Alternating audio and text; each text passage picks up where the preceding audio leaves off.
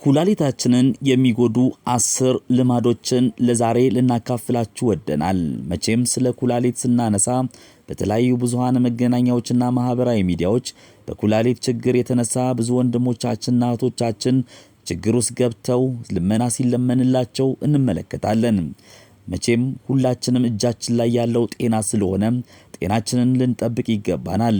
ከጤናችን በላይ ደግሞ ዋናውና መታሰብ ያለበት የኩላሊታችን ጉዳይ ነው። እስኪ ይህንን ቪዲዮ እስከ መጨረሻው ተከታተሉና መረጃውን ለቤተሰቦች ለጓደኞቻችሁ ሼር አድርጉላቸው። የኩላሊታችን ጉዳይ አሳሳቢ ስለሆነ ይህን መረጃ ኮሜንት ላይ ብትጽፉልን በጣም ደስ ይለናል።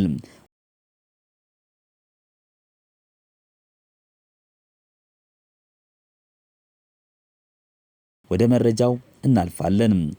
ኩላሊቶቻችን በታችኛው ጀርባችን ከጎድን አጥንታችን በታች የሚገኙ ሁለት ባቄላ መሰል አካሎች ናቸው። ኩላሊቶቻችን ደማችንን የማጣራት ሥራ ሰርተው ቆሻሻውን በሽንት መልክ እንዲወገዱ ያደርጋል። የኩላሊት ሌላኛው ጥቅም ሰውነታችን ውስጥ የሚገኝ የማያስፈልግ ውሃ ማስወገድ ነው። ሰውነታችን ውሃ ሲያስፈልገው በማጠራቀም ይታወቃል።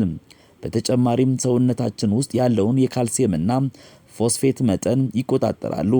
የደም ግፊት የሚቆጣጠሩ ሆርሞኖችንም በማመንጨትም ይታወቃሉ። በጤንነት ለመቆየት የኩላሊቶቻችንን ጤንነት መጠበቅ አለብን። የኩላሊት ህመም ከሚያመላክቱ ስሜቶች መካከል የሽንት ቀለም መቀየር፣ የሽንት ብዛት መቀየር፣ የማዞር ስሜት፣ ማስመለስ፣ የደም ማነስ፣ የመተንፈስ ችግር፣ የመቀዝቀዝ ስሜት፣ የድካም ስሜት፣ ቆዳን ማሳከክና የተለያዩ የህመም ስሜቶች ይገኙበታል። እነዚህ ስሜቶች ከተሰማዎት ዶክተር ማማከር አለቦት። የኩላሊት ህመም ብዙ መንስኤዎች አሉት። ብዙ ልማዶችም ለኩላሊት ህመም ተጠያቂም ይሆናሉ። አንደኛው ሽንትን መቋጠር ነው። ሽንት ሳይሸኑ ረጅም ጊዜ መቆየት ኩላሊት ከሚጎዳባቸው ዋነኛ ምክንያቶች ውስጥ ይጠቀሳል። ሽንት በፊኛ ውስጥ ረጅም ሰዓት ሲቆይ በውስጡ የሚያድጉት ባክቴሪያዎች ይበራከታሉ። እነዚህ ባክቴሪያዎች የሽንት ቧንቧ ወይም የኩላሊት ኢንፌክሽን ሊያመጡ ይችላሉ። ሽንትን መያዝ ኩላሊት ላይ በሚያደርሰው ጫና ኩላሊት ተጎድቶ ሽንትን የመቆጣጠር ችሎታችንን ሊያጠፋ ይችላል። በየጊዜው ሽንቶን የሚይዙ ከሆነ በፍጥነት ልማዶን ማቆም አለቦት። በስራ ምንም ያህል ቢጠመዱም የተፈጥሮ ጥሪን ሰምቶ ማስተናገድ ተገቢ ነው። ሁለተኛ በቂ ውሃ አለመጠጣት ነው። በቂ ውሃ አለመጠጣት ኩላሊት ላይ ጉዳት ሊያደርስ ይችላል።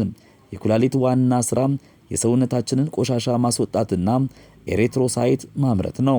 ሰውነታችን ውሃ ሲያንሰው ወደ ኩላሊታችን የሚሄደው የደም መጠን ይቀንሳል። ደማችንም ይበልጥ ይረጋል። በዚህም ሁኔታ ኩላሊታችን ደማችን ውስጥ ያለውን ቆሻሻ ማጣራትም ይቸገራል። ቆሻሻው በጨመረ ቁጥር ለጤናችን አደጋም ይሆናል። እንደ ናሽናል ኩላሊት ፋውንዴሽን አንድ ሰው በቀን ቢያንስ ከ10 እስከ 12 ብርጭቆ ውሃ መጠጣት አለበት። ነገር ግን ውሃ ማብዛትም ለኩላሊት ህመም ሊፈጥርም ይችላል። ስለዚህ ማብዛትም የለብንም። ሶስተኛ ጨው ማብዛት። ብዙ ጨው መመገብ ኩላሊታችን ላይ ከፍተኛ ጉዳትም ሊያመጣ ይችላል። በምንመገበው ጨው የሚገኘውን ሶዲየም 95% ያህሉ በኩላሊታችን ላይ የሚቀየረው። ጨው ስናበዛ ኩላሊታችን ጨውን ለማጣራት ይበልጥ መስራት ይኖርበታል። ኩላሊቶቻችን ከአቅማቸው በላይ ሲሰሩ ሰውነታችን ውስጥ ከፍተኛ ውሃ ጥርቅም ይፈጠራል። ይህ ጥርቅም የደም ግፊታችንንም ይጨምራል። ለኩላሊት ህመምም ተጋላጭነታችንን ይጨምራል። አራተኛው ፔን ኪለር ህመም የሚቀንሱ መድኃኒቶችን መጠቀም ማዘውተር ነው። ብዙዎቻችን በየጊዜው የሚሰማንን ራስ ምታትና የህመም ስሜቶችን ለማስታገዝ ፔን ኪለርን አዘውትረን እንጠቀማለን። እንደዚህ ስናደርግ ግን ሳናውቀው ኩላሊታችን ጨምሮ የተለያዩ ሰውነት እክሎችን እየጎዳን ነው። የህመም ማስታገሻ መድኃኒቶች ወደ ኩላሊት የሚሄደውን የደም ዝውውር መጠንም ይቀንሳል። የኩላሊትን ስራም ይረብሻሉ። አልፎ አልፎ በከፍተኛ ደረጃ መድኃኒቶችን መጠቀም የሰገራ መቆጣጠርም ብቃታችንን ያጠፋል። ክሮኒክ ኢንተርቲሻል ኒፍራይቲስ የሚባሉ ዘላቂ የኩላሊት ህመም ያስከትላል። የኩላሊት ህመም ካለብዎ ዶክተሮን ሳያማክሩ የህመም ማደንዘዣ መድኃኒቶችን አይጠቀሙ። ኩላሊታችን ያለ ችግር እየሰራም ቢሆን መድኃኒቶቹን በትንሹ ነው መጠቀም ያለብን። 5ኛ ፕሮቲን ያላቸው ምግቦች ማብዛት። ፕሮቲን ለሰውነታችንና ለጤናችን አስፈላጊ የሆነ ንጥረ ነገር ነው። ግን ስጋ ወይም ሌላ ፕሮቲን ጠገብ ምግቦችን ከልክ በላይ የምንበላ ከሆነ ራሳችንን ለኩላሊት ህመም እያጋለጥን ነው። የኩላሊት አንዱ ጥቅም ፕሮቲንን በመፍጨት ወደ ናይትሮጅን ቀይሮ ማስወገድ ነው። ከፍተኛ የፕሮቲን ተጠቃሚ ከሆነን ኩላሊታችን ላይ ከፍተኛ ጫና እያደረግንበት ይሆናል። የኩላሊት ህመም ያለባቸው ሰዎች ቀይ ስጋ ከመብላት መቆጠብም ይኖርባቸዋል። 6ኛ መጠጥ ማብዛት። በመጠን መጠጣት ችግር የለውም። መጠጥ ሲበዛ ግን ኩላሊታችንን አደጋ ላይ ይጥላል።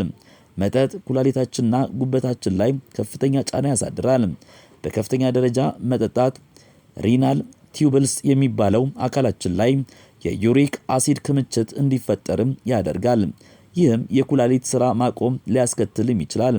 አልኮል ሰውነታችን ላይ ውሃ ማነስ ስለሚፈጥር በዛ ረገድም ለኩላሊታችን ጥሩ አይደለም።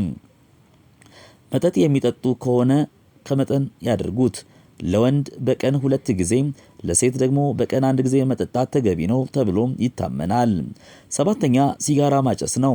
እንደ ሴንተር ፎር ዲዚዝ ኮንትሮል CDC ማጨስ ኩላሊትን ጨምሮ ለእያንዳንዱ የሰውነት አካል መጥፎ ነው። ብዙ ጥናቶች በማጨስና ኩላሊት በሽታ መካከል ከፍተኛ ግንኙነት እንዳለ ይናገራሉ። ኤንድ ስቴጅ ሪናል ዲዚዝ ለሚባለው በሽታ ማጨስ እንደ አደገኛ መንስኤ ተጠቃሽ ነው። ማጨስ የደም ግፊትንና የልብ ትርታን ይጨምራል።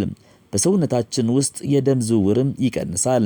የኩላሊት በሽታ ካለብን ይበልጥም ያባብሰዋል።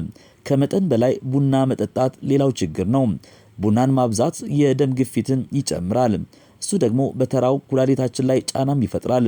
ከጊዜ በኋላ ኩላሊታችን እየተጎዳ ይመጣል። በ2002 በኩላሊት ኢንተርናሽናል እንደታተመው ጥናት ቡና መጠጣት ከኩላሊት ጠጠር ጋር ግንኙነት አለው። ቡናን በመጠኑ መጠጣት ለአብዛኛው ሰው ችግር አያመጣም። በቀን ከ1 እስከ 2 ሲኒ ቡና እና 3 ሲኒ ሻይ መጠጣት ችግር አያመጣም። 9ኛም ቀላል ኢንፌክሽኖችን በጊዜው አለመከታተል። ጉንፋን፣ ቶንሲል እና ለመሳሰሉት ቀላል ኢንፌክሽኖች ተገቢውን ክትትል አለማግኘት ኩላሊትን አደጋ ላይ ሊጥል ይችላል። ብዙ የኩላሊት ህመም ያለባቸው ሰዎች ሌላ ህመም ሲያማቸው ባለማረፍ ይታወቃሉ። በተጨማሪም የኩላሊት ህመም ያለባቸው ሰዎች በአየር ጸባይ ለውጥ በቀላሉ ይታመማሉ። ቀላል ህመም የሚፈጥሩ ባክቴሪያዎችና ቫይረሶች ኩላሊት ላይ ጉዳት ይፈጥራሉ። እነዚህን ቀላል ህመሞች ተከታትሎ መፍትሄ መስጠትም ያስፈልጋል። 10ኛና የመጨረሻው መረጃ የእንቅልፍ እጦት ነው። በስራ መጠመድ ምክንያት ብዙ ሰዎች የእንቅልፍ አስፈላጊነትን ይረሳሉ። ከ6 እስከ 8 ሰዓት መተኛት ለጤናችን አስፈላጊ ነገር ነው። በእንቅልፍ ጊዜ የተጎዱ የሰውነት አካላችን ይታደሳሉ። በቂ እንቅልፍ አለማግኘት ይህ እድሳት በተገቢ ሁኔታ እንዳይካሄድም እንቅፋት ይሆናል። ኩላሊትና ሌሎች የሰውነታችን አካሎችም ይጎዳሉ። ሌሎች ጥናቶች እንደሚጠቁሙት እንቅልፍ እጦት የደም ግፊትንም ይጨምራል። ይህም ለኩላሊት መጥፎ ነገር ነው ይላል ያገኘነው መረጃ። ክብራትና ክብራን የቲቲቪ ኢትዮጵያ ወዳጆቻችን በልዩ መረጃ ያካፈልናችሁ የኩላሊት ጉዳይን በተመለከተ ያቀረብነው መረጃ ይህንን ይመስላል። ሁላችሁም ኩላሊቶቻችንን የሚጎዱ 10 ልማዶችን ልናስወግድ ይገባል። ከምንም እና ከማንም በላይ ዋናው ነገር ጤና ስለሆነ ጤና ካለ ሁሉንም ነገር አለ። ስለዚህ ጤናችን ለመጠበቅ የኩላሊቶቻችንን የሚጎዱ 10 ልማዶችን ከዛሬ ጀምሮ ልናስወግዳቸው ይገባናል። ለጓደኞቻችሁ ሼር አድርጉላቸው። ቪዲዮዎቻችንን እስከመጨረሻው አይታችሁ ደግሞ ከወደዳችሁት ላይክ አድርጉ። ኮሜንት ላይ ስለ ኩላሊት ችግር ያጋጠማችሁ ወይም መፍትሄ እንዲፈለግላችሁ የምትፈልጉ ካለ ኮሜንት ላይ ብትጽፉልን ለምላሻችንን የምናቀርብ ይሆናል። ተስፋዬ ገብረ ማርያም ነኝ መረጃውን ያቀረብኩላችሁ። በያላችሁበት መልካም ጊዜ ተመኝተናል።